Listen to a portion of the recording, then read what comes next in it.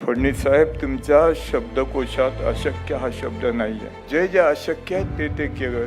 ज्यावेळी मुख्यमंत्री म्हणून मी 2014च्या शेवटी शपथ घेतली आणि मुंबईतल्या महत्त्वाचे प्रश्न सोडवण्याचा प्रयत्न आम्ही सुरू केला, त्यावेळी BDDच्या पुनर्विकासाचा प्रश्न बघितल्यानंतर त्याचा अभ्यास केल्यावर लक्षात आलं की या प्रकल्पातल्या अडचणी काय आहेत. तर खूप जुन्या बिल्डिंग्ज आहेत, खूप वेगवेगळ्या प्रकारच्या अडचणी आहेत. प्रत्येक वेळी कोणीतरी नवीन बिल्डर त्या ठिकाणी एक प्रपोजल तयार करतो, त्या प्रपोजलवर चर्चा होते, मंथन होतं, चिंतन होतं. ते चिंतन होतपर्यंत दुसरा कोणीतरी बिल्डर येतो, तो जुनं कसं चुकीचं आहे, नवीन माझं कसं चांगलं आहे सांगतो. असं करता करता ते स्वप्न 30-35 वर्ष पुनर्विकासाचं काही पूर्ण होत नव्हतं. मी हा निर्णय केला, या ठिकाणी जर बिल्डरांच्या भरोशावर हे करायचं असेल तर डिफिकल्ट प्रकल्प आहे.